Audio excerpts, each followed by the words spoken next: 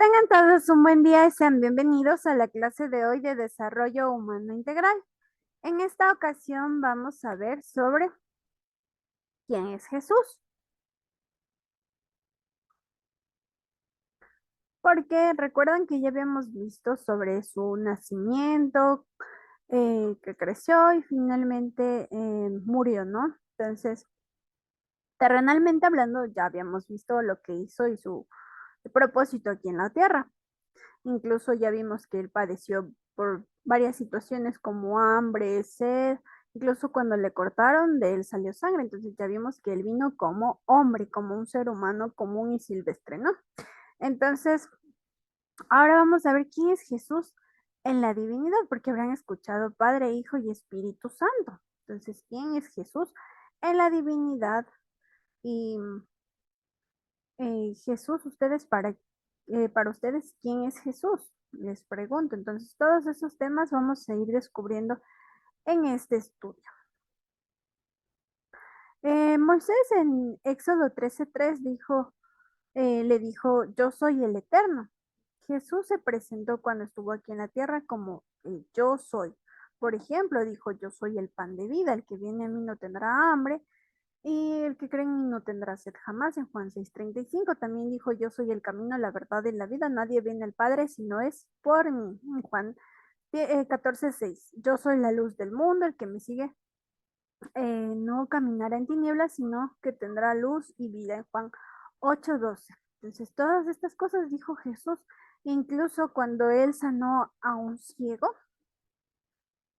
él dijo, no, como ya había mencionado, yo soy la luz del mundo. Entonces, él abrió los ojos de la oscuridad, pero no solo de los ojos físicos, sino también de sus ojos espirituales, porque vio el gran poder del gran yo soy. Entonces, ¿cómo podemos comprender la existencia eterna de Jesús? ¿Será que Jesús recién existió cuando vino aquí a la tierra o él existió mucho antes de eso? Entonces, en el Nuevo Testamento, no aparece como nombre Jesús. De hecho, en Juan 10:30 al 38 dijo, el Padre y yo uno somos. Pero ¿por qué dijo esto? Por ejemplo, como una familia, una familia está compuesta de varias personas, pero se dice una familia, ¿verdad? Entonces, mamá, papá, hijos son varios personajes, pero se dice que son una sola familia. Así también Padre, Hijo y Espíritu Santo. Se dice que son uno solo porque los tres tienen un mismo propósito. ¿Y cuál es su propósito? Que nosotros nos salvemos entonces. Ese es el propósito de los tres.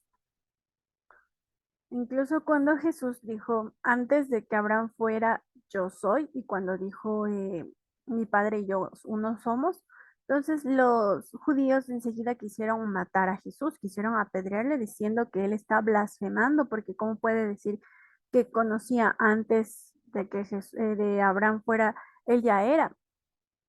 O sea, ellos no comprendían, claro, que Jesús ya existía desde antes de la creación. Entonces, incluso también él cuando curaba a los enfermos decía, tus pecados te son perdonados. Entonces, aún más se molestaban, decía, ¿quién es este que puede, según él, perdonar los pecados? Entonces, siempre estaban detrás de Jesús amenazándole. Aquí vamos a ver también un versículo que es muy conocido en el mundo cristiano, incluso se llama el mini evangelio porque centra todo sobre la Biblia, que es porque de tal manera amó Dios al mundo que ha dado su Hijo unigénito para que todo aquel que en él cree no se pierda, mas tenga vida eterna. Entonces, ¿será que Jesús no es Dios? ¿Ustedes qué opinan? Bueno, la Biblia se escribió en tres idiomas. El Antiguo Testamento se escribió en hebreo, mayor parte del Antiguo Testamento también se escribió en arameo, excepto San Mateo, que es del Nuevo Testamento, y en griego se escribió la mayor parte del Nuevo Testamento, excepto San Mateo. Entonces, hijo unigénito en hebreo es monogénesis. Esta palabra ha traído mucha confusión. ¿Qué significa unigénito? ¿Qué significa monogénesis o unigénito? Significa que no existe ni existirá alguien igual a Cristo. porque Cristo es el único Dios y hombre, porque ya vimos, ¿no? Cristo como hombre que nació, creció y finalmente murió aquí en la tierra, pero él después de 3 días resucitó y ahora está nuevamente en el cielo junto a su Padre. Entonces él es el único Dios, hombre, que existió y existirá y nunca más habrá otro igual a él. Por eso es único. Ahora vamos a ver lo que nos confirma la palabra de Dios, lo que hemos dicho. Nos dice que en el principio ya existía el verbo. El verbo estaba con Dios y el verbo era Dios. ¿Pero qué significa que el verbo era Dios? Bueno, en hebreo la palabra, ese signo que vemos ahí es logos, que significa traducido verbo o palabra. Entonces vamos a entender mejor viendo en Juan 1:14 que dice, el verbo se hizo carne, o la palabra, o el verbo se hizo carne o se hizo hombre, y habitó entre nosotros. Entonces, ¿quién habitó entre nosotros? Cristo, ¿no? Jesucristo, lleno de gracia y de verdad. Entonces nos dice, continúa diciendo, ¿no?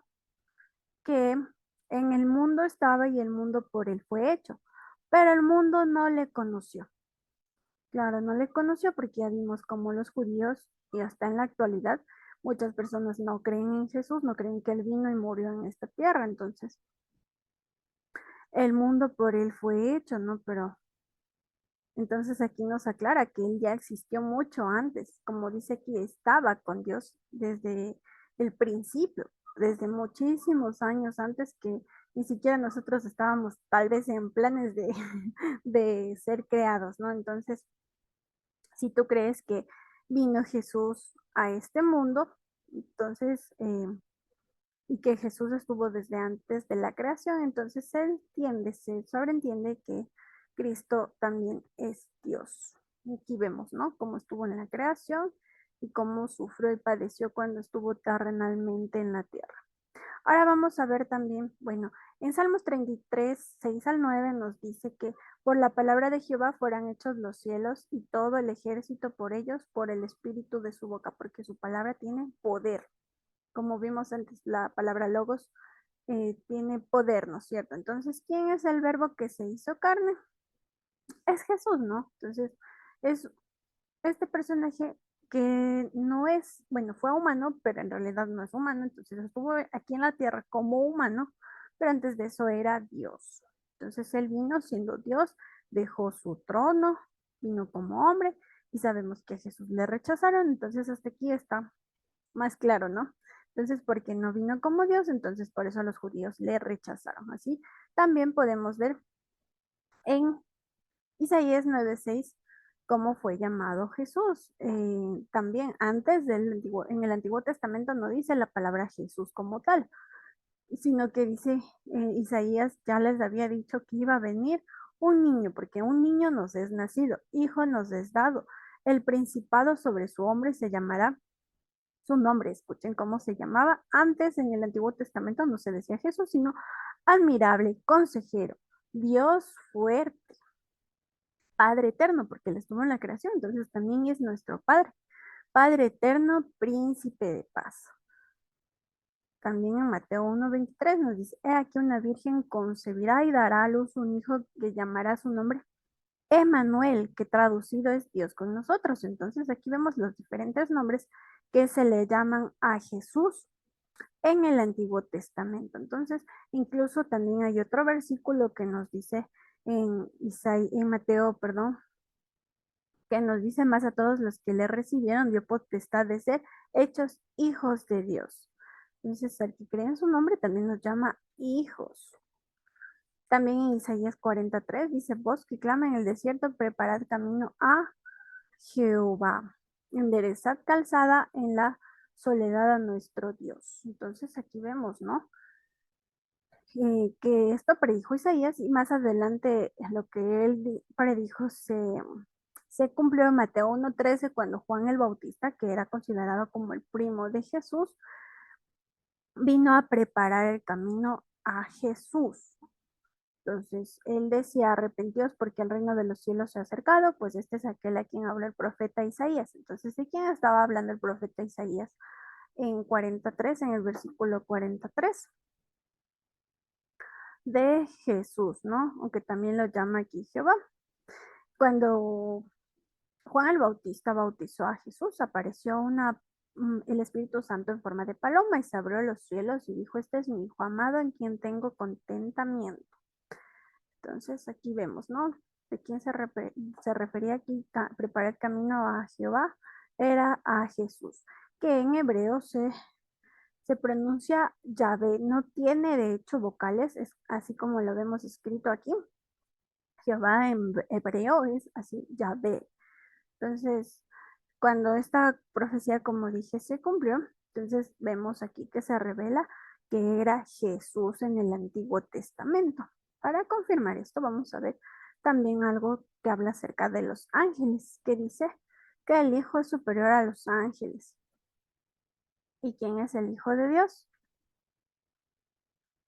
Jesús, ¿verdad?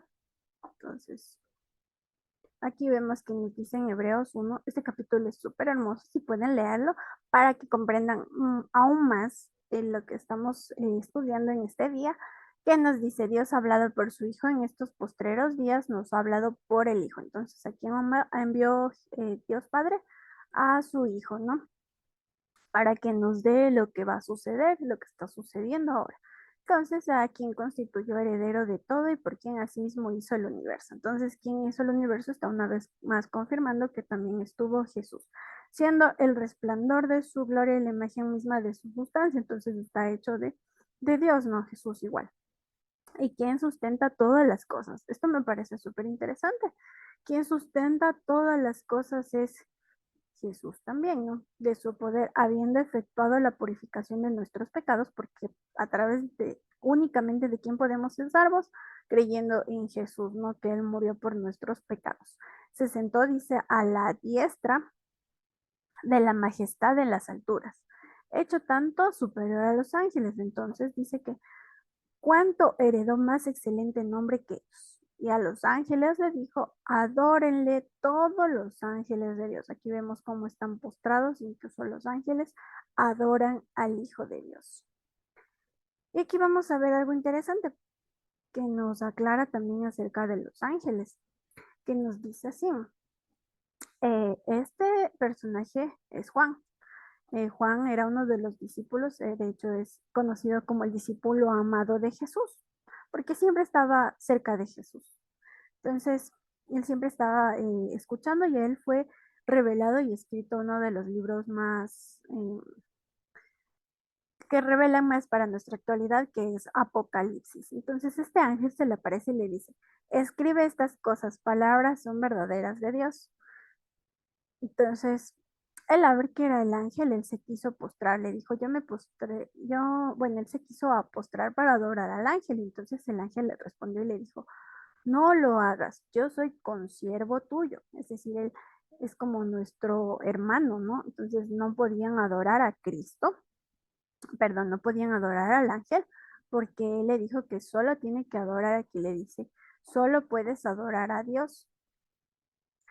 Adora a Dios porque el testimonio de Jesús.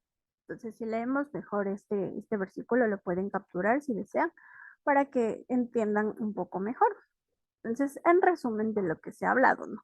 Jesús es el unigénito, Hijo de Dios, significaba único, que no existe otro como Él, ni existirá jamás, que es Dios y también fue hombre, entonces por eso se dice Dios hombre. Aquí vemos que está a la diestra, como decía, de su Padre, ¿no? Jesús existió desde antes de la creación del mundo y también fue partícipe y aún sostiene al mundo en la creación, ¿no? Entonces, Padre, Hijo y Espíritu Santo, ya entendimos que son diferentes personajes, pero con un mismo propósito, cada uno tiene una misión y los tres tienen el propósito que es que todos nos salvemos.